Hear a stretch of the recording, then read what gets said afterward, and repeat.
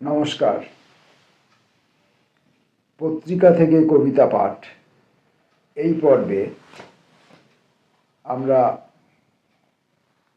লহমা সাহিত্য পত্রিকার শারদ সংখ্যা সেখান থেকে কয়েকটি অখ্যাতজনের লেখা পড়ব। অখ্যাতজন এই অর্থে, বন্ধুরা রাগ করবেন না, অখ্যাতজন এই অর্থে বললাম যে অশোক মিত্র যখন তার সময়কার পঠিত কবিদের, সাহিত্যিকদের যখন নাম উল্লেখ করছেন, তাদের লেখায় তিনি কিভাবে অনুপ্রাণিত হয়েছেন, কিভাবে তিনি শিক্ষিত হয়েছেন, কিভাবে তিনি দেখতে শিখেছেন, কিভাবে তিনি বলতে শিখেছেন, এইসব যখন তিনি বিবৃত করছিলেন, যে সমস্ত প্রথিতযশা কবি সাহিত্যিকদের কথা তিনি উল্লেখ করছিলেন, সেই পর্যায়ে বর্তমান বাংলা সাহিত্যে বোধহয় একজনও, আমি খুব জোর গলায় বলছি, বর্তমান বাংলা সাহিত্যে এই সময়ে বোধহয় একজনও কবি সাহিত্যিক নেই। আর আমরা তো প্রান্তিক অঞ্চলের মানুষ, আমরা তো কোনোদিনই স্বীকৃত নই। আমরা এখানে যারা লেখালেখি করি তারা আমাদের নিজেদের ভালোবাসা থেকে, নিজেদের বিশ্বাস থেকে, নিজেদের বোধ থেকে আমরা লেখালেখি করি। সেই লেখালেখি তো কোনোদিনই স্বীকৃত হয়নি, আজও স্বীকৃত হচ্ছে না, এবং সম্ভবত ভবিষ্যতেও কোনোদিন স্বীকৃত হবে না। তাই আমি বললাম যে তথাকথিত অবিখ্যাত প্রান্তিক মানুষদের, প্রান্তিক কবি সাহিত্যিকদের লেখালেখি আমরা এই পত্রিকা থেকে পাঠ পর্বে পড়ে থাকি। বলা যায় না, হয়তোবা ভবিষ্যতে এদেরই মধ্যে কেউ একজন নক্ষত্র রূপে পরিগণিত হতে পারেন। সেরকম প্রত্যাশা বা সেরকম একটা বিশ্বাস বা সেরকম একটা আশা বা সেরকম একটা চাওয়া আমাদের তো থাকেই। আমি এখন কবিতা পাঠ শুরু করব। হীরক বন্দ্যোপাধ্যায়ের দুইটি কবিতা। বিষুব রেখার বাঁশি। ভাজা মাছটি উল্টে খেতে পারিনি বলে বন্ধুরা বিদ্রূপ করে বলে বিষুব রেখার বাঁশি। সকলকে বেঁচে থাকার মন্ত্রে পৌঁছে দিতে দিতে পৃথিবী ঘুরছে ঠিক। হে আতুর, হে বিরোহী, তুমিও কি আছো সেই ঘূর্ণনে, নিদ্রায়, জাগরণে? বন্ধ সব কারখানার তালাগুলো খুলতে খুলতে আমি ক্লান্ত। দূরে কাছের নদীগুলি জাগেনি এখনো। স্মৃতির অতল থেকে উঠে আসে ৮৪ লক্ষ জনি পরিভ্রমণের কথা। বেলপাহাড়ির জঙ্গলে ঘেরা পোড়া পোড়ো বাড়ির হা হা করা ভাঙা পাল্লায় ঝাঁঝরা হয়ে যাওয়া গুলির দাগ। দুপুরের পাখি একবার এলে নিজস্ব অভিমানে আর আসে না। ভাজা মাছটি উল্টে খেতে পারিনি বলে বন্ধুরা বিদ্রূপ করে বলে আমি নাকি বিষুব রেখার বাঁশি। রাগে অনুরাগে তার শোভাপ্রতি বাঁকে বাঁকে। হীরকের পরের কবিতাটি ভূগোল। প্রতিফলন থেকে আসে ঘৃণা, প্রতিসরণ থেকে আলিঙ্গন, কেউ খেয়াল রাখে না। সম্বৎসর দোল উৎসব, ৪০ প্রহর, বিশালাক্ষীর মন্দিরে মিথুন মূর্তি। ভাতের হাঁড়ির ঢাকনা খুলে তখন পুজো ভাল লাগে না। কেন যে কোথাও মৃদঙ্গ বাজছে, ঋণ ঋণ স্বপ্নগুলি উড়ে যাচ্ছে, বিদগ্ধ ময়ূরের গোপন যন্ত্রণায় প্রাঞ্জল সহজিয়া পুষ্পাঞ্জলি দিয়ে যায় কলগার্ল। হঠাৎ ভালো লেগে যায় পার্ক স্ট্রিটে মাদার টেরিজা স্মরণে। জেরুজালেমের যিশু প্রকৃতপক্ষেই স্যাটায়ারিক মননশীলতার মাঝখানে কিছু লোক ফোরের কাজ করে। বাড়িতে জানে না, বউ বাচ্চা ভাবে অফিস। ব্রেকিং নিউজ, পাখিদের রোববার হয় না, শুধু সভ্যতার ভূগোল পাল্টে পাল্টে যায়।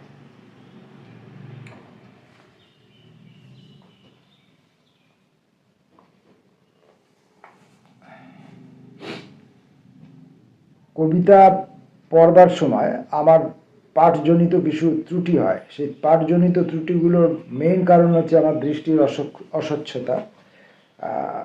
আমি যেখানে বসে আছি সেখানে আলো কম এবং আলো বাড়াবার তেমন কোনো ব্যবস্থা নেই, আর বাইরে প্রচুর শব্দের উৎপাত যা কবিতার প্রতিটি শব্দকে চাপা দেবে।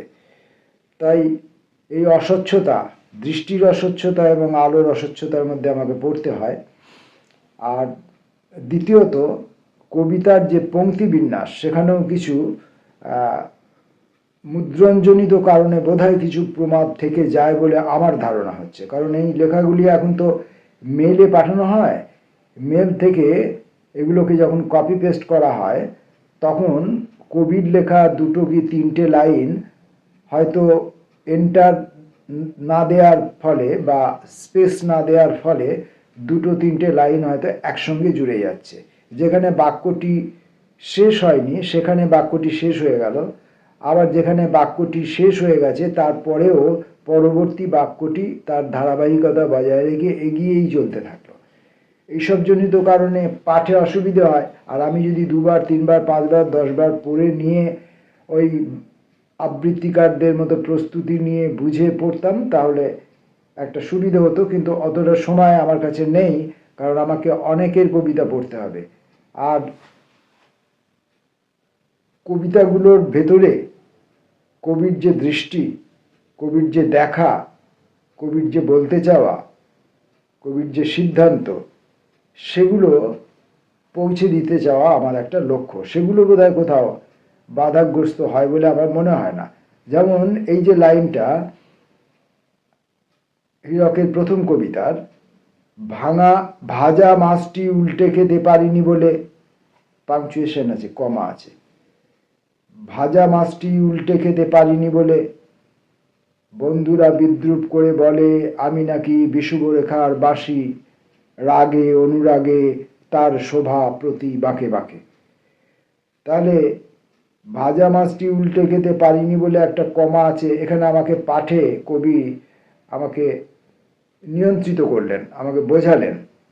কিন্তু তারপর থেকে এই যে পুরো লাইনটা, এই পুরো লাইনটার মধ্যে আর কোথাও শ্বাস নেবার বা বক্তব্যর, একটি বক্তব্যের শুরু বা একটি বক্তব্যের সঙ্গে আরেকটি বক্তব্যের সমন্বয় কিভাবে হচ্ছে সেটা বুঝে ওঠা প্রথম পাঠে সম্ভব হচ্ছে না। অনেকবার করে পাঠ করলে তারপরে আমি নিজের মতো করে একটা পাঠ করতে পারি, এবং প্রত্যেক পাঠে সেরকম নিজের মতো করে পাঠ করবে। কিন্তু কবি যেভাবে পংক্তি বিন্যাস করেছেন আমার ধারণা সেই বিন্যস্ত পংক্তি এখানে ঠিকমতো এসে পৌঁছাচ্ছে না। ভূগোল কবিতাটির মধ্যে ব্রেকিং নিউজ, পাখিদের রোববার হয় না, শুধু সভ্যতার ভূগোল পাল্টে পাল্টে যায়, একটি অসাধারণ লাইন। এবং এই যে বিন্যাসটি হয়েছে, অত্যন্ত সুন্দরভাবে বিন্যাস হয়েছে। এই বিন্যাসটি সুন্দরভাবে হওয়ার জন্যে পাঠকের ক্ষেত্রে পড়তে বা এইটাকে এই বক্তব্যের কাছে পৌঁছাতে কোনো অসুবিধা হয় না। আমি আসবো পরবর্তী কবিতা। কবির নাম কানাইলাল জানা, বাংলা ভাষা। চোখ ঝাপসা এবং আলো ঝাপসা। কানাইলাল জানার বাংলা ভাষা। বাংলা ভাষা এমনই এক রামপ্রসাদী বেড়া বা বীজের উত্থান দিয়ে ঢেকে রাখা যায় না। যেমন এই যে লাইনটা আমি পড়লাম, বাংলা ভাষা এমনই এক রামপ্রসাদী বেড়া বা বীজের উত্থান, এখান অবধি বলে আমি থামতে পারবো না। বীজের উত্থান দিয়ে ঢেকে রাখা যায় না। তাহলে এই মধ্যবর্তী যে বা শব্দটি আছে, বাংলা ভাষা এমনই এক রামপ্রসাদী বেড়া বা বীজের উত্থান দিয়ে ঢেকে রাখা যায় না বলে পূর্ণচ্ছেদ। তাহলে বা দিলে কিন্তু আমার এখানে পূর্ণচ্ছেদ হবে না, মানে আমার আরো কিছু বক্তব্য থাকা উচিত। আর আমার মনে হয় সম্ভবত এটি মুদ্রণ প্রমাদ। বাংলা ভাষা এমনই এক রামপ্রসাদী বেড়া যা বীজের উত্থান দিয়ে ঢেকে রাখা যায় না। এটা হলে আমার এই পূর্ণচ্ছেদ এখানে আসবে এবং আমার বক্তব্যটা সম্পূর্ণ শেষ হলো। তাই আমি আমার ধারণা অনুযায়ী এই লাইনটিকে আরেকবার পড়তে পারি। বাংলা ভাষা এমনই এক রামপ্রসাদী বেড়া, যা বীজের উত্থান দিয়ে ঢেকে রাখা যায় না। যদি আমার এই পাঠে ভুল হয়, যদি আমার এই বোধে ভুল হয়, তাহলে কবি আমাকে ক্ষমা করবেন। আমি দুরকমভাবেই যা ছাপা আছে সেটাও পড়েছি, আর আমার যেটা মনে হচ্ছে আমি সেভাবেও পড়লাম। এমনকি উত্তর মেরুর জঙ্গমতা বা দক্ষিণ মেরুর ভাবালুতা দিয়েও আটকে রাখা যায় না। এক্ষেত্রে বা কোনো অসুবিধা নেই, বা যথাযথ প্রয়োগ। বেহালার করুণ সুর বা জলা উনুনের উত্তাপ তার প্রতিবেশী হতে পারে, কিন্তু হারানিধির সুখস্পর্শ ছুঁয়ে থাকতে চায় না। বাক্যহারা বাঙালিকে সে বরং অনায়াসে সরবরাহ করে চেনা বাস্তবের চৌপহর। বাংলা ভাষাই খুঁজে দেয় শূন্যের ভেতর শিরদাঁড়া, আক্ষেপের ভেতর শ্রমজীবীর শস্যদানা। অসম্ভব সুন্দর লাইন, অসম্ভব সুন্দর অনুভব, অসম্ভব সুন্দর অভিব্যক্তি এবং অভিজ্ঞতা। চিটে গুড়ের আতিথেয়তা নিয়ে যে সর্বদা অপেক্ষা করে কখন উঠবে ভালোবাসার মাছি। আহা! বাংলা ভাষা হলো ঢাকনা ঢাকা ফুটন্ত ভাত। উপমাটি লক্ষ্য করুন। আর একটু পরেই মচমচে ভাজা লঙ্কা দিয়ে খেতে খেতে বলবো, আহ কি স্বাদ! তাই তো বরাবরের ইচ্ছে এই ভাষাকে নীল সায়রের পিপাসা দিয়ে সাজাই, যাত্রাপালার অট্টহাসি দিয়ে সাজাই, মুশকিল আসানের আলেয়া দিয়ে সাজাই। কেননা সন্ন্যাসীর স্তব দিয়ে এই ভাষায় মুক্ত হবে বলে ঝিনুকের মধ্যে রেখে আসা বাঙালির আকাঙ্ক্ষা, ঝিনুকের মধ্যে বাঙালির আকাঙ্ক্ষা রেখে এসেছে, যা মুক্ত, মুক্তা সম। আহা! বাংলা ভাষা হচ্ছে মার্গার্ডহীন পুরনো সাইকেল।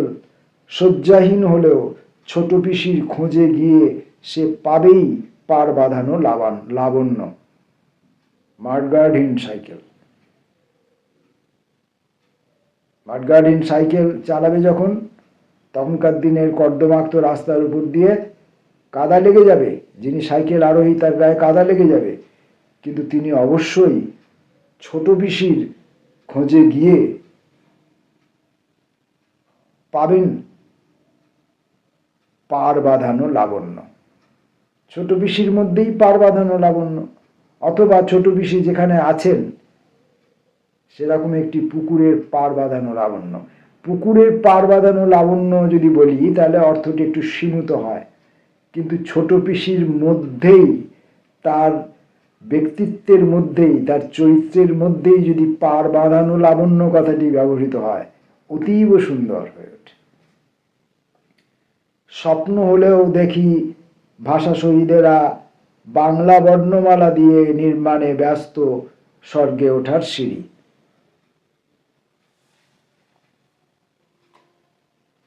মানিকচন্দ্র দাশের কবিতা পড়ব, একটি সন্ধ্যের কথা।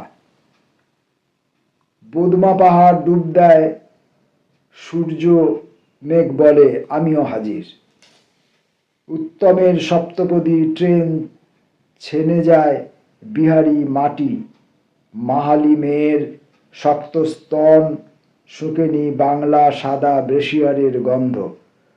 কোমরে ডুরে কাটা পাড়ান মধুপুরী তাঁত শাড়ি গেয়ে যায় প্রতিদিনের কথা সন্ধ্যের শাঁখে।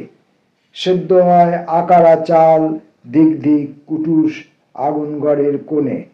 কেরোসিন লম্ফ বলে দেয় পথ কুদরুম খটির দড়ির খাটে। বর্ষা নামে বৃষ্টিতে ভেসে যায় মাহালি মেয়ে।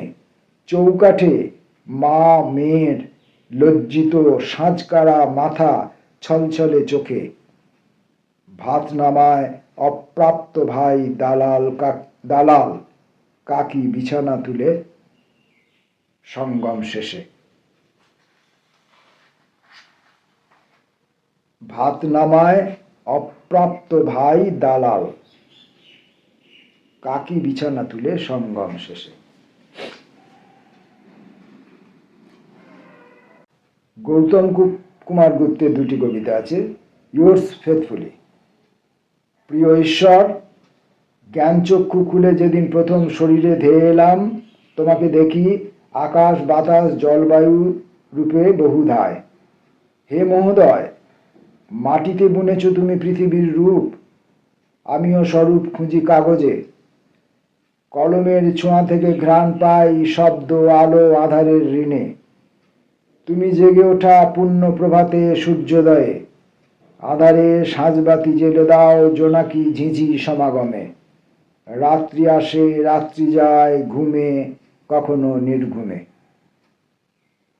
বসবাস জুড়ে থাকে তবু ঘৃণা চিৎকার, নিরন্ন আমাদের এই ক্রমবিকাশ, সে তো আমাদেরই দায়। জেলে দেয় কারা কারা আগুন, অন্যায় রচে সারাক্ষণ। অবোধ নির্বোধ অস্ত্রহীন ভীত প্রতিভূদের আতঙ্কে মৃত্যুটুকু বোঝে। কে কখন আততায়ী হবে জানি না, বুঝি না তার গোপন শলা কুটকচালি। কেটে যায় দিন মাস বছর বেঁচে না বেঁচে।